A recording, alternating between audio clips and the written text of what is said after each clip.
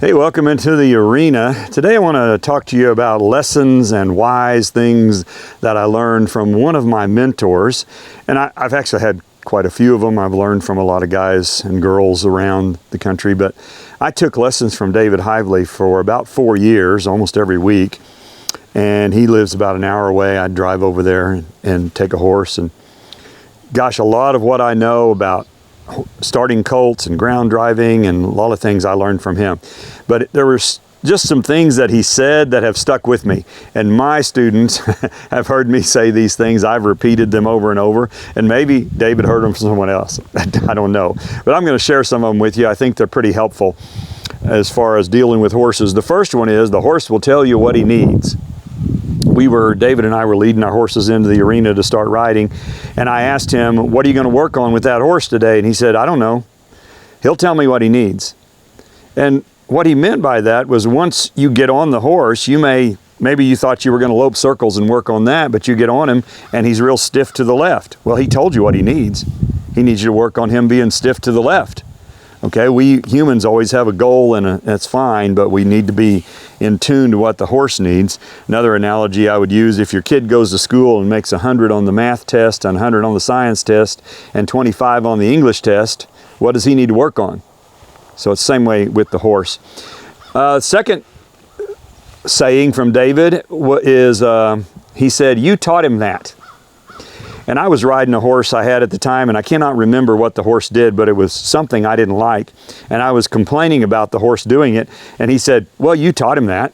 And I said, no, I didn't, which in my mind, I didn't intentionally teach the horse that. But he said, yes, you did. And I understood what he meant, that I had unintentionally released pressure at the wrong time and taught the horse to do the wrong thing. Didn't do it on purpose, but I had taught my horse a bad habit. And so I have translated that into saying to everybody, you teach what you release. So be careful what you release. When you release pressure, you're teaching your horse something. Third thing that he said that I remember was, he said, she's not okay. I had a 3-year-old filly at the time that I had raised and started riding her, and she had bucked me off and hurt me pretty bad. I had some broken ribs and whatnot. So I took him to her and unloaded her from the trailer, told him what happened, and looked at her, and I said to him, what do you think? And he said, well, she's not okay. And I said, what do you mean? And he said, well, look at her eye. She's telling you she's not okay. And I seriously, probably for the first time, actually looked at her eye, and her eye was wide, and she was tense, and I probably hadn't even noticed it up until that time. And I said, what do you think's wrong with her? And he said, I don't know, but she's not okay.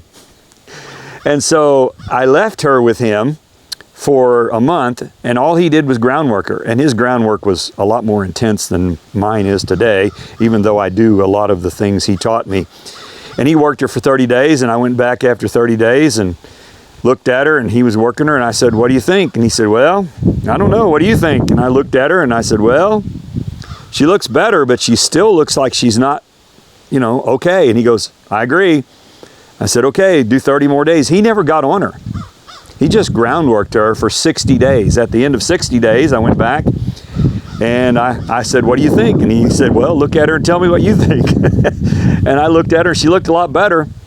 And so, I got on her, and I think she maybe crow-hopped one time with me after that. And, he had worked through it. Just by doing a lot of things that you see me do, a lot of pressure and release, and helped her get through it. Number 4 thing that I remember David saying is he said, you deserve what you tolerate. And, some things we're all different. Some of us will tolerate certain things. Maybe you don't mind your horse walking ahead of you when you're leading him. I don't like it, so I don't tolerate it.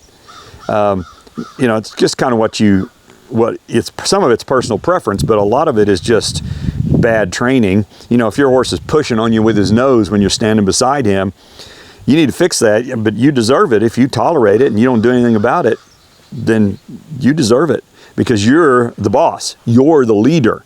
The horse isn't the leader. The horse is just being a horse. He's just doing what horses do. And the 5th one, he told me this a lot. He said, if you finish riding and your legs don't hurt, you're not doing it right. And most of what I know, not all, but most of what I know about using my legs and leg cues I learned from David. And he was big on using his legs a lot, for a lot of different things.